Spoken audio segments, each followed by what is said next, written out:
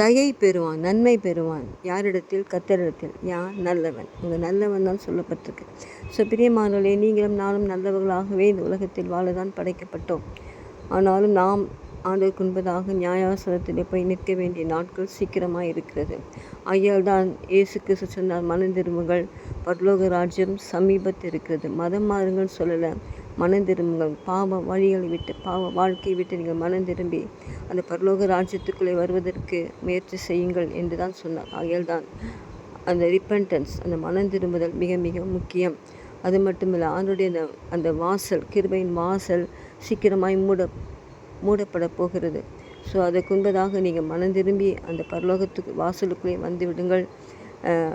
அந்த மனம் திரும்பலுக்கேற்ற ஞானஸ்தானத்தை பெற்றுக்கொள்ளுங்கள். ஆண்டவரோடு கூட உடன்படிக்கை செய்யுங்க. அப்படி செய்யும்போது நீங்கள் அழிவிலிருந்து பாதுகாக்கப்படுவீங்க. உண்மையாகவே பரலோகமும் நரகமும்